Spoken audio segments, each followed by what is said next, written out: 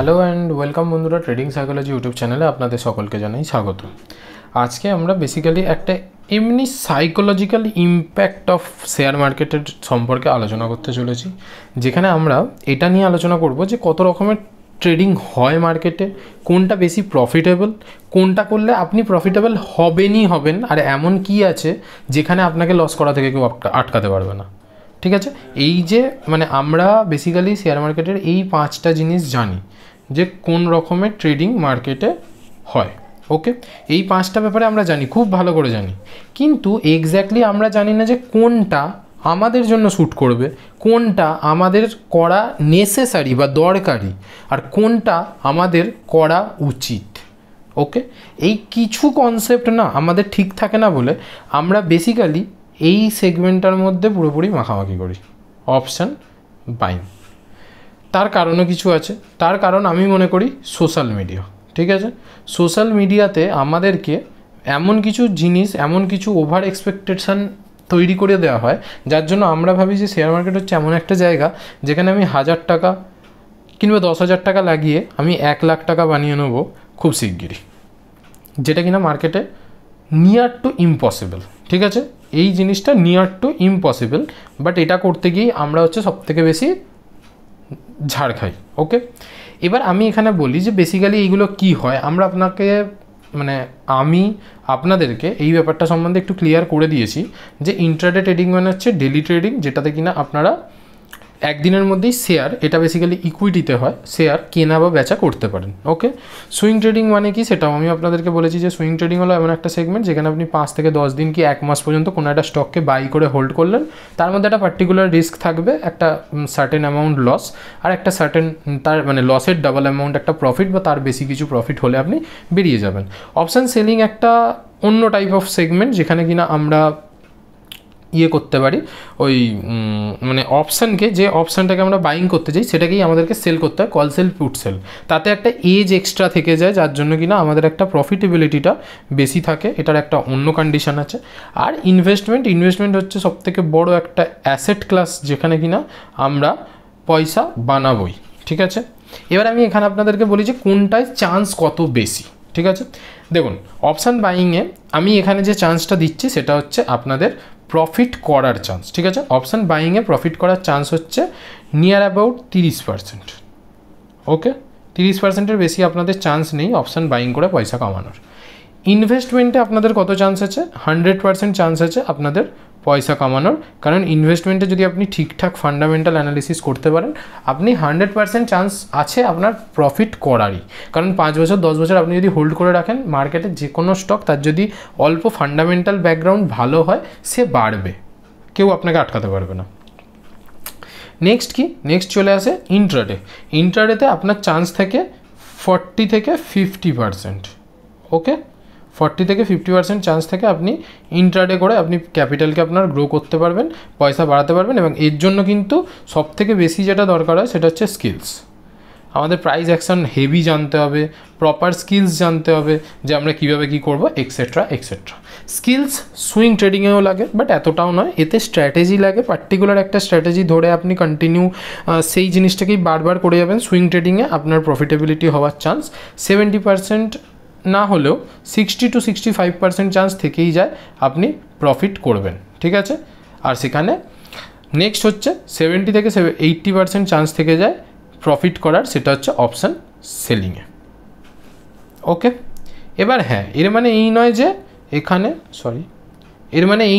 এখানে আমরা লস করতে পারবো না। লস করার ক্যাপাসিটি প্রত্যেকটাতেই থাকে কিছুটা, কিন্তু ইনভেস্টমেন্টে একমাত্র লস করার কোনো চান্স থাকে না। ঠিক আছে, যদি আমি আবার বলছি এখানে টার্মস অ্যান্ড কন্ডিশনস অ্যাপ্লাই, যে যদি আপনি ঠিকঠাকভাবে স্টক সিলেক্ট করেন তবেই। ওকে, আচ্ছা, এইটা হচ্ছে ওভারঅল কনসেপ্ট যে আমরা কিসে কত পার্সেন্ট চান্স আছে আমাদের প্রফিট করার। এবার আমি আপনাদেরকে বলি যে একটা ডিটেলস একটা টপিকে যাচ্ছি, সেটা হচ্ছে যে আপনি কোনটা চান, যে রেগুলার প্রফিট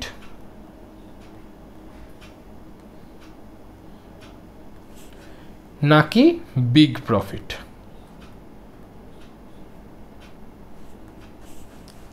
এই দুটো হচ্ছে সবথেকে বড় জিনিস। যে রেগুলার প্রফিট যদি চাই, আমার কিন্তু প্রফিটটা স্মল হবে। স্মল প্রফিট হবে।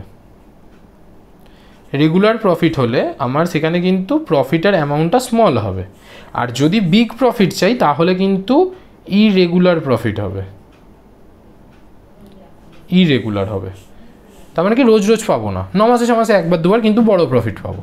ওকে, যদি আপনারা চান যে আমি বিগ প্রফিট ইরেগুলার হলেও চলবে, তাহলে আমি আপনাদেরকে বলবো আপনারা যান অপশান বাইংয়ে। ওকে, অপশান বাইংয়ে তাহলে আপনারা যেতে পারেন আপনাদের জন্য। আদারওয়াইজ যদি মানে রেগুলার প্রফিট চাই, ছোট বড় যাই হোক আমার কোনো অসুবিধা নেই, তাহলে আপনারা 3-4টে জিনিস করতে পারেন। সেটা হচ্ছে অপশন সেলিং, ওকে, আর ইন্ট্রাডে। এবার এখানে যদি আপনারা বলেন যে না আমি আরও ধরুন এরকমও করতে পারি যে আমি 2-4 দিন 5 দিন ছাড়া ছাড়া প্রফিট দেখবো বা লস দেখবো, তাতেও যদি আমার কোনো অসুবিধা না থাকে, তাহলে আপনারা যেতে পারেন সুইংয়ে। ওকে, সুইং হচ্ছে একটা হোল্ডিং গেম, যেখানে কিনা আপনাদের হোল্ডিং ক্যাপাসিটি একটা থাকে, সেই অনুযায়ী আপনারা কাজ করতে পারেন। ওকে, এবার দেখুন, এবার আমি নর্মাল আমাদের সাইকোলজি বলছি, ঠিক আছে। আমরা ধরুন ট্রেড করতে যাচ্ছি, প্রতিদিন আমার রিস্ক ক্যাপাসিটি রয়েছে 1K, মানে 1000 টাকা লস আমি প্রতিদিন নিতে পারবো। আপনি ধরুন প্রথম দিন লস করলেন, দ্বিতীয় দিন লস করলেন, তৃতীয় দিন লস করলেন, চতুর্থ দিন লস করলেন। এখানে গিয়ে আপনার এই পঞ্চম দিনে আপনার স্ট্র্যাটেজি কী হয়ে যাবে, চেঞ্জ হয়ে যাবে, কারণ এটা হিউম্যান সাইকোলজি, দূর এতে আর প্রফিটই হবে না, ছেড়ে দিই। ওকে, এবার হয়তো হতে পারতো যে এর পরের দিনকে আপনি 4000 টাকা প্রফিট করলেন, যেটা কিনা এই 4 দিনটাকে একসাথে কভার করে দিল। তারপরে হয়তো আবার একটা 2000 টাকা প্রফিট করলেন, আপনি ওভারঅলে প্রফিটে চলে এলেন, কিন্তু আপনার এতদিনে চেঞ্জ হয়ে গেছে স্ট্র্যাটেজি। ওকে, এটা হচ্ছে এই যে কনসেপ্টটা, এই কনসেপ্টটা হয় হচ্ছে অপশন বাইংয়ে। আর রিটেলাররা এই ব্যাপারটাকেই মেনে নিতে পারে না, কারণ হিউম্যান সাইকোলজি, তারা জানে যে আমাকে তো একদিন না একদিন প্রফিট দেখতেই হবে, আর ওরা চাই হচ্ছে শুরুর দিকে প্রফিট দেখে নি, ঠিক আছে। এবার অপশান সেলিংয়ে কীরকম, আপনি ধরুন দেখছেন যে আপনার প্রথম দিনকে 500 টাকা প্রফিট হলো, তারপরের দিনেও হয়তো 500 টাকা প্রফিট হলো, তারপরের দিনেও 500 টাকা প্রফিট হলো। এবার ধরুন রিস্ক ম্যানেজমেন্ট, মানি ম্যানেজমেন্ট আপনি ঠিকঠাক করে রেখেছেন, এবং তার সাথে সাথে এখন গিয়ে আপনার লস হলো হয়তো 1000 টাকা লস হলো। প্রথমে হয়তো একটু রিস্ক ম্যানেজমেন্ট করতে সমস্যা হচ্ছে, 1000 টাকা লস হলো, আবার 500 টাকা প্রফিট হলো, আবার 500 টাকা প্রফিট হলো। আপনি এখনও কিন্তু ওই সেম স্ট্র্যাটেজি ইউজ করছেন, তার কারণ কি আপনি বেশিরভাগ দিন প্রফিটেই রয়েছেন। হতে পারে আপনার লসটা একটু বড় গেছে, আপনার যা নিচ্ছেন তার থেকে বড় গেছে, কিন্তু তা সত্ত্বেও আপনি এখনও সেম স্ট্র্যাটেজিতেই আছেন, কারণ বেশি দিন আপনি কী হয়েছে গ্রিন দেখেছেন। তো আমার চাই এই কনসেপ্টটা, তার কারণ হচ্ছে এটাই হিউম্যান সাইকোলজি, আমাদের মানুষের সাইকোলজি এইভাবেই কাজ করে যে আমরা গ্রিনে থাকতে পছন্দ করি বেশি দিন, ম্যাক্সিমাম অফ দ্য টাইম। তো তাহলে আমি কি বলবো, আপনি মেনলি সিলেক্ট করুন অপশান সেলিং, আর আদারওয়াইজ আপনি একটুখানি লংয়ে গিয়ে, মানে কিছুক্ষণ, যেটা ঘন্টা খানেকের মধ্যে, সেটা বাদ দিয়ে আপনি চলে যান কিসে, সুইং ট্রেডিংয়ে। ওকে, সুইং ট্রেডিং হলে কী হবে, ধরুন আপনি মাসের প্রতিদিন ট্রেড করছেন না, হয়তো প্রথম দিনে দেখলেন 2000 প্রফিট, তারপরে একটাতে দেখলেন 2500 প্রফিট, আর তারপরে একদিন হয়তো মানে যদি লস হয়ও, আপনার হয়তো 1000 রয়েছে, রিস্ক রয়েছে, আপনার গেল। এতেও কিন্তু আপনি এটা হয়তো পুরো মাসের PNL 3 দিন, মানে 3টে ট্রেড নিয়েছেন, 3টে অনুযায়ী 2, 2.5 মানে 4.5 থেকে 1 বাদ দিলে 3.5, 500 টাকা আরও বাদ দিন, আপনি ওভারঅল মাসে শেষ করছেন প্লাস 3000। ওকে, এটা ইজি। এটাতেও আপনি সেম স্ট্র্যাটেজি এখনও ফলো করবেন, কারণ আপনি মান্থলিতে PNL প্রফিট আছেন। এটাই হিউম্যান সাইকোলজি, এগুলো আমি সত্যি কথা বলছি। এবার মানুষের কি সমস্যা হয়, এখানে আরও একটা প্রবলেম আছে, সেটা হচ্ছে কি, সেটা হচ্ছে রুলস। ঠিক আছে, আমরা রুলস ফলো করতে চাই না, সে যে কোনো রুলস হোক, ট্রাফিক রুলস হোক, বা আমাদের কোনো রকম কিছু পড়াশোনার স্টাডি ক্ষেত্রে কোনো রুলস হোক, বা কোনো রকম অফিসের কোনো রুলস হোক, আমরা না এই রুলসেতে নিজেদেরকে দমবন্ধ মনে করি। ঠিক আছে, যার জন্য আমরা কোনো জায়গাতেই, যেখানে আমাদের সুযোগ আছে বা যেখানে আমাদের হাতে আছে যে রুলসগুলোকে না খাটিয়ে আমরা অন্যভাবে কাজ করি, আমরা সেখানে রুলসকে মানি না, যেটা কিনা এই শেয়ার মার্কেটে আছে। কি আছে, আপনি রুলস মানতেও পারেন নাও মানতে পারেন, এখানে আপনার উপরে ছড়ি ঘোরানোর মতো কেউ নেই যে আপনাকে বলবে যে এ ভাই এখানে তো রুলস মানুনি, তোমার ফাইন যাবে, ফাইন দাও, ট্যাক্স দাও। কিন্তু এখানে আপনি যদি রুলস না মানেন আপনার ইনডাইরেক্টলি কী হবে, লস হবে, সেটা আপনি দেখতে পাচ্ছেন। কিন্তু তারপরে ওই যে হিউম্যান সাইকোলজি, রুলস বাবা আমরা মানব না। তার জন্য আমাদেরকে কি হতে হবে, সবার প্রথম হচ্ছে ডিসিপ্লিন হতে হবে। ডিসিপ্লিন আমরা যত ডিসিপ্লিন হব তত হচ্ছে আমরা সর্বদা মার্কেটে টিকে থাকতে পারবো। আর আমাদের মেন যেটা দরকার সেটা হচ্ছে মার্কেটে টিকে থাকা। আমরা যদি টিকে থাকতেই না পারি তাহলে কিন্তু আমরা কোনো দিনও মার্কেটে থেকে পয়সা বানাতে পারবো না। সবার প্রথম আমাদেরকে এটা বুঝতে হবে। তো এবারে আমি আপনাদেরকে বলি যে আপনারা বেসিক্যালি কি ফলো করতে পারেন বা কি জিনিস এমন যেটা আপনারা করতে পারেন আপনাদের জন্য সুইটেবল। ওকে, এবার দেখুন আমি এখানে এর মধ্যেখানে একটা মার্কেট স্ট্রাকচার নিয়ে আলোচনা করছি, আপনাকে বলছি। দেখুন বেসিক্যালি আমরা কি সাপোর্ট অ্যান্ড রেজিস্ট্যান্সকে কাজ করি। যদি আমরা এইটুকুনিও টানি, আমরা দুটো জিনিস খুব ভালো করে জানি যে সাপোর্টের এখানে কারা বসে থাকে, বায়াররা। ওকে, আর রেজিস্ট্যান্সের কাছে কারা বসে থাকে, সেলাররা। ওকে, এবার দেখুন যদি আপনার মনে হয় যে এই সাপোর্ট জোনটা উইক না স্ট্রং, উইক নাকি স্ট্রং, এই দুটোর মধ্যে যে কোনো একটা হতে পারে সাপোর্ট জোন। আর সেম কেস রেজিস্ট্যান্সের ক্ষেত্রেও এটাও উইক নাকি স্ট্রং, এটা আমাদেরকে জানতে হবে। এটা জানার পিছনে কারণ একটাই, মানে উপায় একটাই, সেটা হচ্ছে দেখুন যে সাপোর্ট জোনটা বা যে রেজিস্ট্যান্স জোনটার কথা আপনি বলছেন সেই জোনের কাছে মার্কেট থাকছে কতক্ষণ। যদি বেশ কিছুক্ষণ মার্কেট ওখানে থাকে, এটা ডেলিতেও সম্ভব, আওয়ারলিও সম্ভব, মিনিটেও সম্ভব, ঠিক আছে। যদি বেশিক্ষণ এই জায়গাতেই থেকে যায়, এটা বেসিক্যালি আমি বলি দেখুন এমনি চার্ট আপনি অ্যানালিসিস করতেই পারেন। কিভাবে, বড় থেকে ছোট, মানে প্রথমে মান্থলি, তারপরে উইকলি, তারপর ডেলি, তারপর আওয়ারলি, তারপর 15 মিনিটস, তারপর যদি 5 মিনিটসে করেন তো করবেন। বাট এইখানে যখন অ্যানালিসিস করবেন আমি এখানে বলি ছোট থেকে বড়তে যান। মানে প্রথমে 15 মিনিটসে দেখুন যে এখানে 15 মিনিটের 3-4টে ক্যান্ডেল বানিয়েছে কিনা, তারপর আওয়ারলি দেখুন যে আওয়ারলি 2 কি 3টে ক্যান্ডেল বানিয়েছে কিনা, তারপরে আপনি ডেলি দেখুন, ডেলিতে হয়তো থাকবেও না। ব্যাপারটা ক্লিয়ার? তো ডেলির উপরে যাওয়াটা বেকার, মানে ওখানে মূর্খতা, ওখানে অতটা কাজ করে না, ইম্প্যাক্ট পাবেন না আপনারা, ঠিক আছে। তো এইখানে বেসিক্যালি এতটা হলো। আপনারা এখানে দেখুন যে মার্কেট ওখানে কতক্ষণ আছে, যত বেশিক্ষণ ওখানে মার্কেট থাকবে তত জানবেন এটা কি হচ্ছে, উইক হচ্ছে। কারণ কি, সাপোজ আমি আপনাদেরকে সাইকোলজিক্যাল দিয়ে বোঝাচ্ছি। ধরুন এখানে 100 টাকা, এখানে আপনি বাই করেছেন, কি করেছেন, বাই করেছেন। ধরুন এখান থেকে মার্কেট উঠে তো গেছে, ভবিষ্যতে যখন এখানে আসবে আপনার কাছে হয়তো পাওয়ার আছে যে আপনি এখানে আরও যত কিনেছেন তার 4 গুণ 5 গুণ কিনতে পারবেন। তো আপনি কি করবেন, আপনি তো এই লেভেলটার জন্য অপেক্ষা করবেন। এখানে আসলেই আপনার আবার একটা বড় ক্যাপিটাল কী হবে, ইনভলভ হবে। যখনই অ্যাড হবে তার মানে কি একটা বড় অ্যামাউন্ট বাইং হচ্ছে।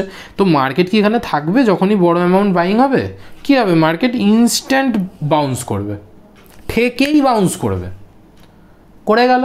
তার মানে কি এখানে স্ট্রং।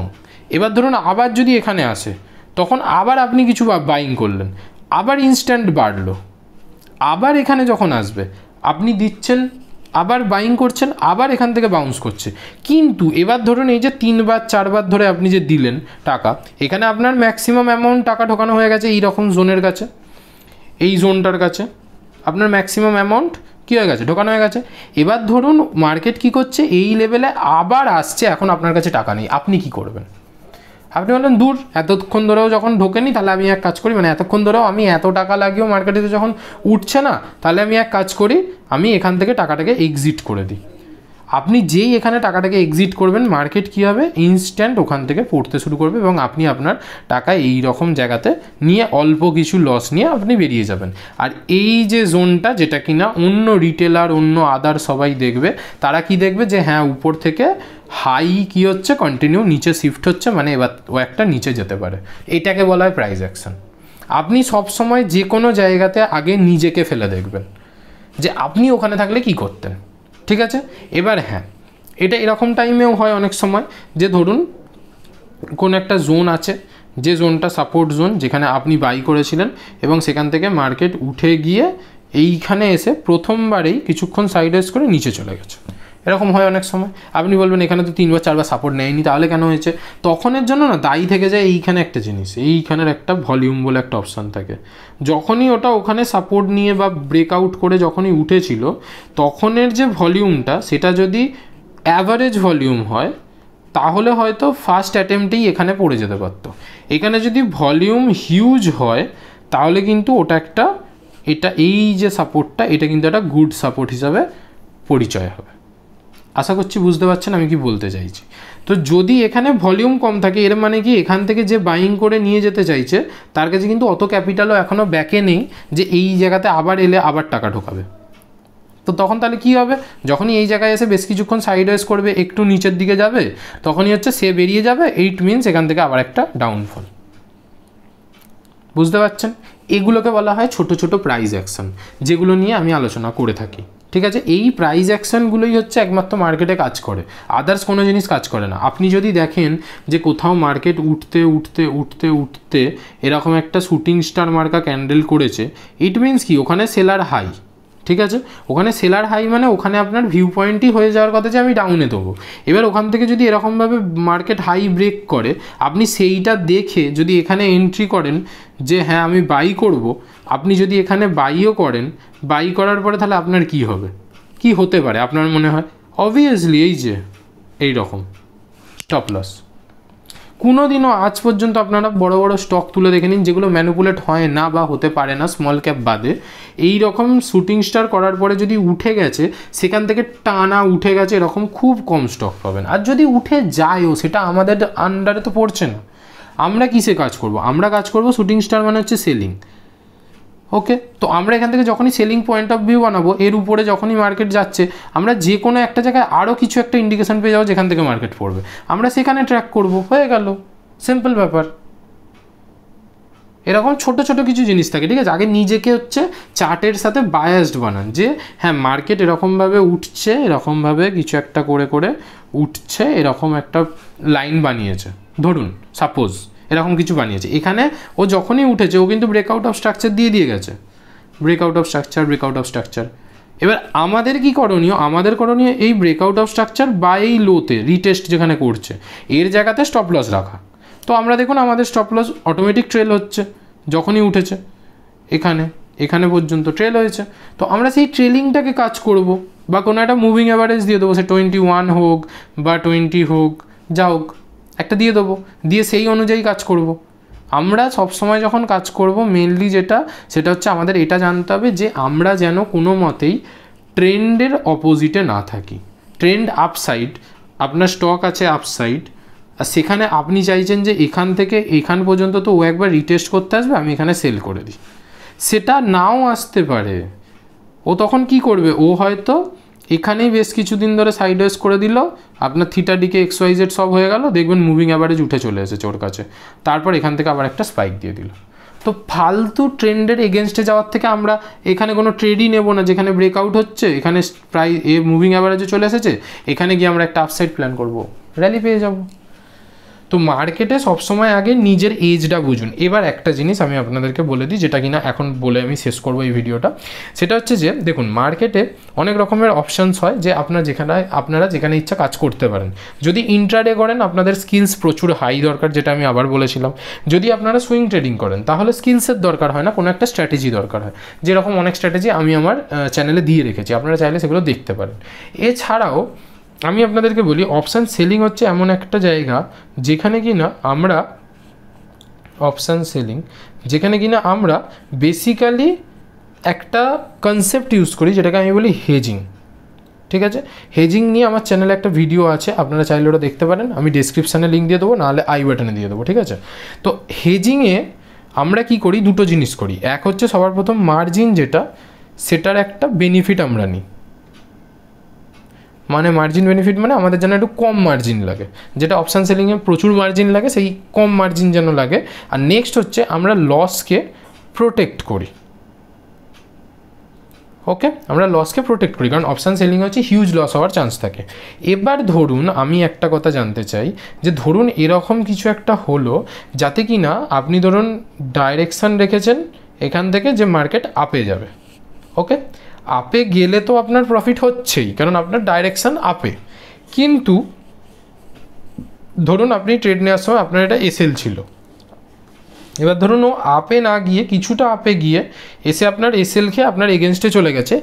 এই টাইমে আপনার হিসাব মতো এসএল খেয়েছে মানে কি আপনার লস হওয়ার কথা, কিন্তু আপনার তখন লস হচ্ছে না, উল্টে আপনি এখানে একটা অ্যাডজাস্টমেন্ট করার ফলে আপনার প্রফিট উপরে গেলে যতটা হতো তার দ্বিগুণ নিচে গেলে হবে। এরকম যদি কিছু একটা স্ট্র্যাটেজি পেয়ে যান আপনারা, তাহলে সেটা আপনাদের মতে কতটা সুবিধাজনক জিনিস হয়, যেটা কিনা অপশান সেলিংয়ে সম্ভব।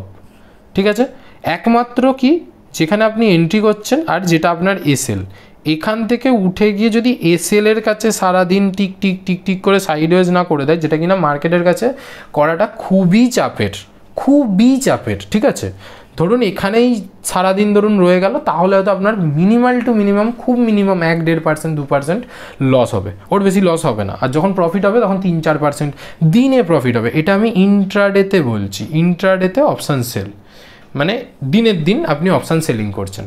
এরকম যদি কোনো স্ট্র্যাটেজি আপনাদের দরকার হয় আমি বানাবো, নিশ্চয়ই বানাবো।